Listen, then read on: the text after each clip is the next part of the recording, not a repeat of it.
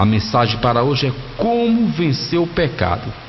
Esse argumento tão difícil. As pessoas têm a vontade de se vir a Cristo, o desejo de ser crente, de se desprender, e quando são crentes continuam nessa luta, nessa labuta. Labuta é a repetição do trabalho para vencer o pecado. E nós temos 3 fortes inimigos. Acima de tudo, o diabo é que vai mover esses inimigos. Primeiro, a má companhia, vamos falar sobre isso. A amizade ruim gera pecado. Resistir ao diabo, que não é fácil. E por último, resistir aos nossos impulsos, negar a nós mesmos. Nós temos desejos carnais, às vezes desejo de vingança, às vezes desejo de raiva, desejos imorais. Quando a gente escuta uma piada imoral, é um desejo imoral de rir. Não precisa disso. Então é um impulso carnal que nós temos. Quando não falamos de sexualidade, vem só aquela questão de homem e mulher, não. Até uma piada imoral, uma cena inadequada no televisor, um folder, um cartaz aí que passamos na praça, que a exposição um homem ou uma mulher parece bonito ou bonita, havendo um desejo lascivioso, um desejo fora do relacionamento de casal, é um impulso carnal e leva à destruição. Então vamos, em primeiro lugar, tratando desse maior e pior dos desafios, que só podemos vencer esse impulso estando aliado, agregado ou ligado a Jesus Cristo. Temos que estar andando passo a passo com Cristo, pedindo a graça, pedindo o entendimento e fugir dessas 3 ações malignas que têm destruído muitas nações, muitas famílias, sociedades, relacionamentos entre amigos. A primeira coisa é fugir da má companhia. Nós encontramos no Salmo 1, capítulo 1 e o versículo 1, muito conhecido, que diz o seguinte: bem-aventurado é o homem que não anda segundo o conselho dos ímpios, nem se detém no caminho dos pecadores, nem se assenta na roda dos escarnecedores. Um conselho maravilhoso, o conselho do Espírito Santo, que foi dado através do Salomão, que tem vindo até os dias atuais.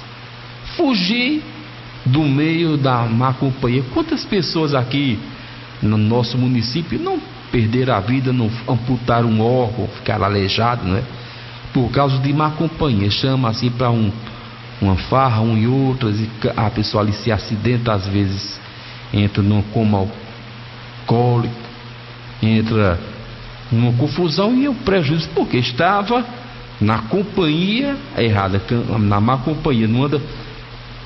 Estava, não digo melhor, no conselho do ímpio, na roda dos escarnecedores. Escarnecedor é aquele que está totalmente voltado ao conselho da carne. Interessante que a nossa sociedade, o nosso contexto exige dos homens. Um homem, para ser homem, especialmente quando torna-se adolescente, ele tem que ter mais de uma namorada, mais de uma mulher. Conselho de escarnecedor. Ele não pode ajudar a mulher, não pode ter um diálogo com a mulher, combinar, porque isso, a sociedade dos homens, dos machistas, é pré-modernista e pós-modernista, Os machistas que impõem esse peso, esse jogo, dando mau conselho, que muitas vezes reflete na família e tem destruído a muitos. Conselho de escarnecedor. No entanto, quando nós estamos com as pessoas certas, verdadeiros cristãos, o conselho é: deixa disso, aceite a Cristo, muda de vida, e com certeza vai fazer uma diferença positiva. E tem um adágio, um ditado popular que diz: diga-me com quem tu andas, que eu digo quem tu és. É bem interessante. Observe que se a pessoa é honesta, vai andar com uma pessoa honesta. Se a pessoa é um ladrão, ele vai procurar outro ladrão. Observe, nós vimos as pessoas, normalmente, aquelas pessoas que são políticos, andam com comissão de política. Aqueles que são motoristas de transporte alternativo, está ali com os colegas de trabalho. Os que são mototaxistas, está com os amigos de trabalho. Então, são profissionais da área, são amigos da área. Os que gostam de futebol, está no campo de futebol. É interessante. Da mesma sorte, às vezes nós observamos na cidade daquelas pessoas que têm o hábito, o mau costume de furtar, ele está ali com um grupo de quem gosta de roubar, mostrando o quê? Quem procura uma boa companhia de colega de trabalho, colega de esporte, de lazer, os crentes observam que passa todo o tempo com uma comunidade evangélica.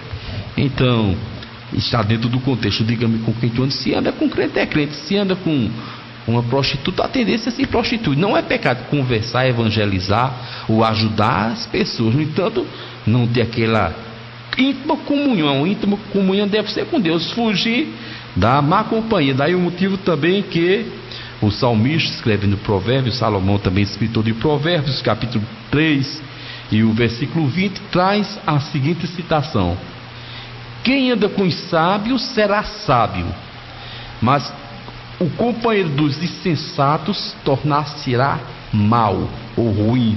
Quer dizer, se a pessoa anda com uma pessoa boa, ele vai ser sábio, vai ser inteligente. Se andar com a pessoa ruim, a tendência é cair socialmente, espiritualmente. E temos também na primeira epístola de Paulo aos Coríntios, capítulo 15, o versículo 33, a seguinte citação: não vos enganeis, as má companhias corrompem os bons costumes. Como eu estava dizendo, se você tiver aí com seus colegas de esporte, de futebol, por exemplo, as pessoas vão chamar para jogar, para ganhar aquele campeonato, é uma coisa natural. Mas se você tiver numa companhia má, de alguém que gosta de matar, de fazer perversidade, está aqui a Bíblia: a má companhia corrompe os bons costumes. E no meio desse contexto, que bom se a nossa companhia fosse a nossa boa sociedade e também a companhia dos que seguem a Jesus Cristo, para a gente não corromper os bons costumes, a nossa intimidade com Deus tornar-se um pecado, né? Se é de a gente ganhar, perder. Temos também a segunda epístola de Paulo aos Coríntios, capítulo 6, versículos 14 ao 16, bem interessante. Fala de nós mesmos, fala dos nossos amigos, nossos cônjuges, companheiro, família, e fala de Deus também. Observe o quanto é maravilhoso nesse termo aqui que temos, fugir da má companhia, que é um pecado. Diz o seguinte: não vos ponhais em julgo desiguais. Está lado a lado, né, com os incrédulos. Portanto, que sociedade pode haver entre a justiça e a iniquidade? Ou que comunhão há das trevas com a luz? Tem até um ditado que o nosso irmão Zé Ramos gosta de dizer, né? Que as trevas sempre se queixavam que a luz nunca estava ali. Aí a luz: olha, eu não posso estar com você, porque todas as vezes que eu chego você se retira, né? Você pode estar escuro, acendeu um fósforo, chegou a luz, aí já sai a escuridão. Então a Bíblia diz: que comunhão há das luzes com as trevas? Que harmonia há entre Cristo e o diabo? O que união há do crente? Olha, é crente, a Bíblia fala sobre crente, é bem claro. Pega a tua Bíblia de edição paulina, essa aqui foi transcrita de uma Bíblia a edição Ave Maria. Observe: do crente com o incrédulo. É bem claro, crente mesmo, tem que crer em Cristo e dar testemunho. Que comunhão há do crente com o incrédulo? Que ligação há entre o santuário de Deus e os ídolos? Olha, agora começou. Tem religião, tem fé, que é má companhia.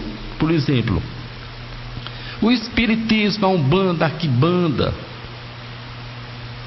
o paganismo, né, onde oferece idolatria, onde tem ídolos. Diz: que ligação há do santuário de Deus com os ídolos? Porque somos santuário do Deus vivente. Como ele próprio disse: habitarei e andarei entre eles, serei o seu Deus e eles serão o meu povo. Observe que não deixa para ninguém. Falou do nosso relacionamento conjugal, nosso relacionamento social, né? Não vos ponhais em julgo desigual, que comunhão há das trevas com a luz, do ímpio com o crente. Aí falou da nossa vida social, que manda fugir da iniquidade, né? Que a justiça não está na iniquidade. Fala de Cristo, que é a comunhão de Cristo com o diabo. E por fim fala da nossa fé, da nossa salvação. Então, muitas fé, muitas religiões que nós encontramos pelo esse mundo afora, elas são má companhia. Por quê? Porque não leva ao céu. A Bíblia é bem claro: crente com incrédulo, ídolos com Deus, Cristo com o maligno.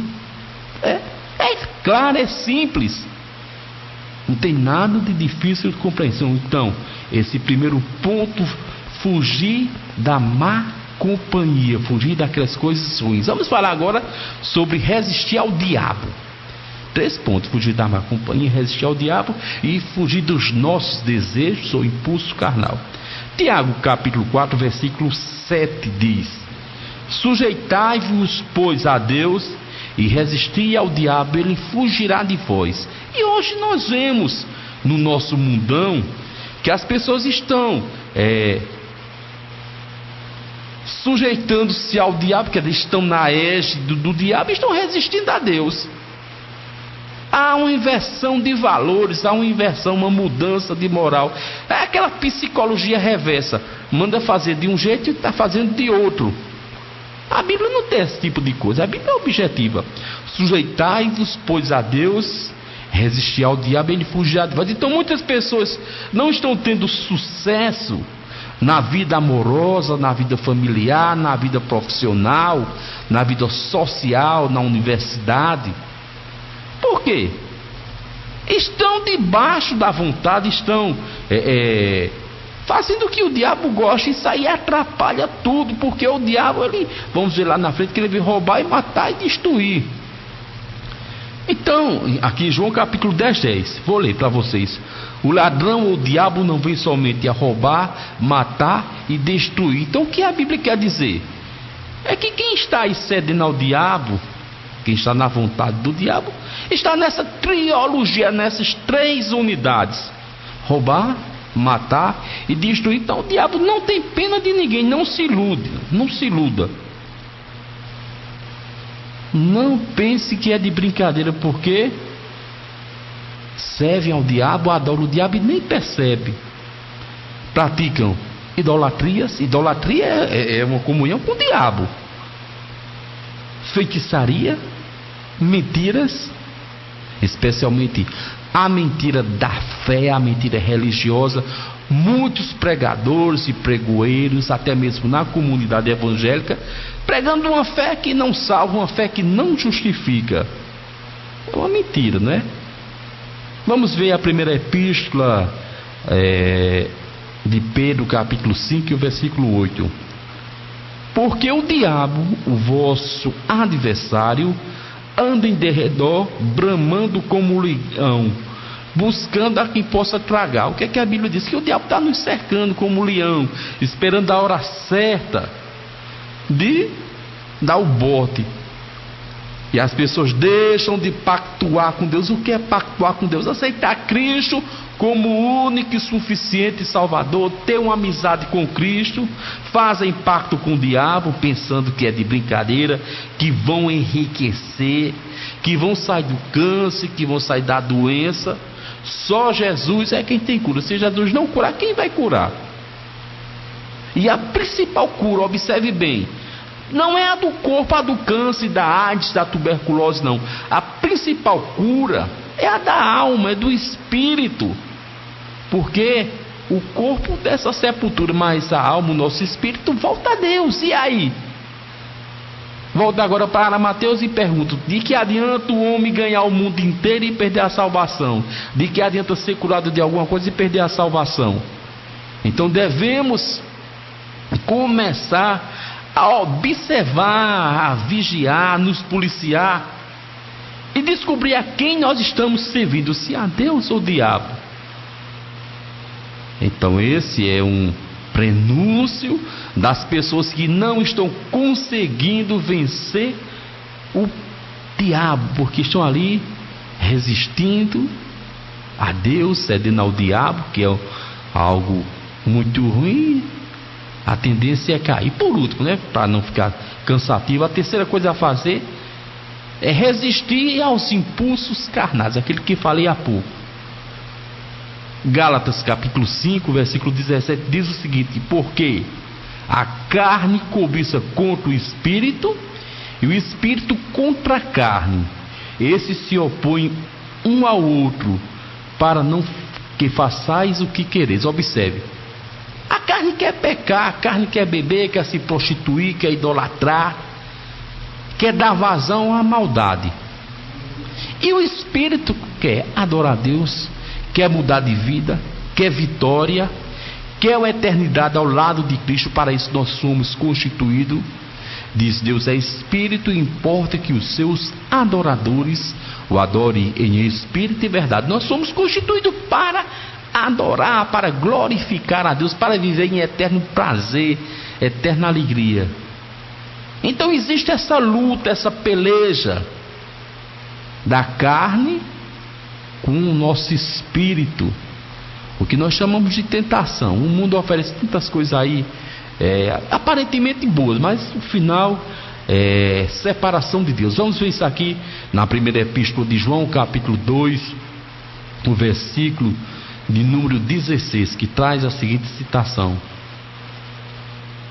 porque tudo que há no mundo é a concupiscência da carne, a concupiscência dos olhos e a soberba da vida, não procede do Pai, mas do mundo. Concupiscência é desejo demasiado. Tudo que é demasiado, que foge de uma regra, que foge do princípio ético, espiritual, é pecado. É desejo exagerado, avassalador, aquilo que sufoca, que mata, que não tem amor, mas é uma paixão, uma coisa que é capaz de fazer maldades, né? A concupiscência da carne. Esses são os três desejos peçonhentos do coração. Está lá no nosso coração. Observe que quando nós temos raiva, isso é da índole humana, quando a gente vê o nosso inimigo, o coração dispara. Quando nós amamos, às vezes estamos ali num momento crítico, num mau entendimento, há uma discussão, acontece, é humano. Com o nosso cônjuge, com a nossa namorada, o nosso namorado, que a gente vê a pessoa, o coração dispara. Quando alguma coisa nos chama a atenção, no mundo sexual também o coração dispara. Então são desejos peçonhentos. Peçonhentos é venenosos do coração. E a nossa tendência é seguir aquilo que amamos e desejar aquilo que nos agrada. Por exemplo, para quem gosta de cerveja, agrada, é bom, ama aquilo. Para quem gosta de farra, aquilo é bom. Para quem gosta de matar um assassino, aquilo é bom. Ama aquilo e aquilo agrada aquela pessoa.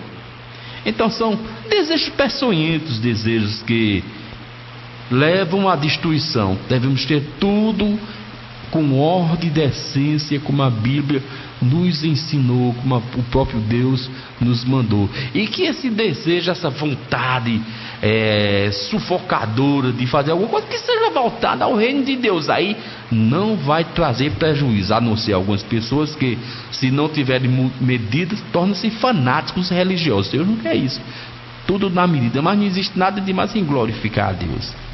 Então devemos ter o máximo de cuidado para não ficar escravo de si mesmo. Nós ficamos escravos da gente.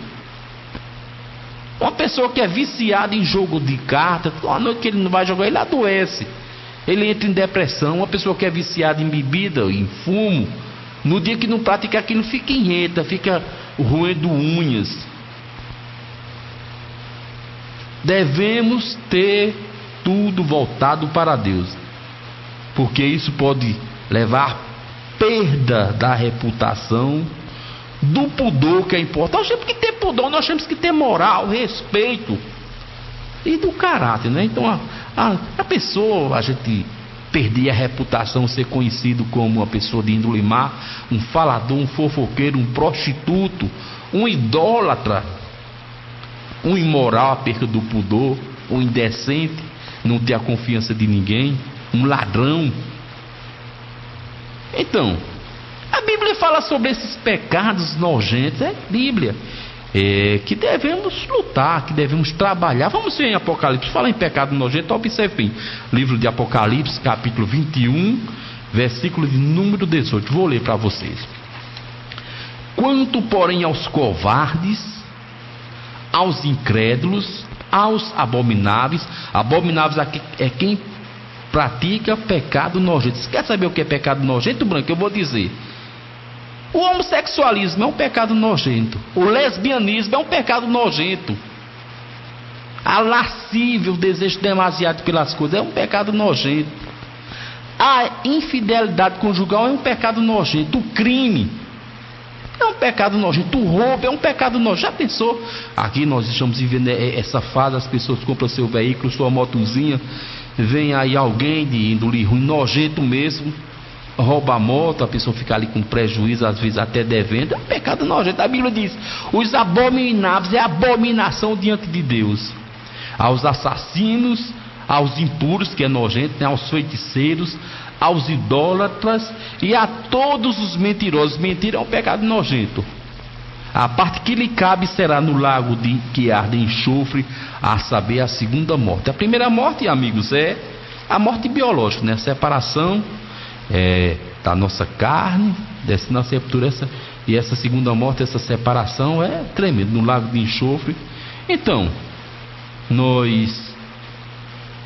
se nós nos alimentarmos com esses desejos de luxúria, nós ficaremos enfraquecidos. Se guardarmos no nosso coração, não seremos poupados das consequências do mesmo. Observe, primeiro vem à luz o pensamento do pecado. Primeiro vem o desejo. A Bíblia diz, primeiro vem o desejo, a vontade. Quando o pecado é consumado, gera morte. Então, se a gente começar alimentando essas coisinhas ruins, vai ficar enfraquecido. A pessoa que deseja se vingar, que deseja falar, que deseja destruir alguém, vai se tornar uma pessoa enfraquecida. Se guardar no coração, não será poupada da consequência dos mesmos. Tem um ditado, Branco, que diz que os piores venenos, assim como os melhores perfumes, são guardados nos menores frascos. Tem veneno aí altamente tóxico que bateu e matou. É um vidrinho pequeno, não precisa muita coisa não. E como o perfume francês é vidrinho pequeno, é como o pecado, não precisa só ir alimentando aquele venenozinho no coração, alimentando. Quando é fé, estamos à deriva. Estamos destruídos por nossos pensamentos, por nossa falta de amor a nós mesmos. Se a gente não nos amar, como é que a gente nos ama? Em primeiro lugar, tendo cuidado do nosso corpo, com todos os princípios de higiene, de sono, de alimentação. Em segundo lugar, princípio espiritual, aceitando a Jesus, mudando de vida, procurando os bons costumes, a boa sociedade, algo que vai fazer relevância. Então, as coisas vão fluir de valor em valor, de vitória em vitória. Então, amados ouvintes da palavra de Deus, essa é a mensagem pequena, mas objetiva para a nossa edificação. Também fui edificado, porque à medida que preguei, que recebi essa inspiração, também vou ter cuidado de mim mesmo, em policiar a minha vida para não cair em contradição. Então, aceite a Jesus como o único e suficiente Salvador da sua alma, para que você possa morar no céu, você possa cantar o hino da vitória. Vamos ouvir mais um hino aqui, o nosso apoio cultural, e logo mais estaremos nos despedindo de vocês.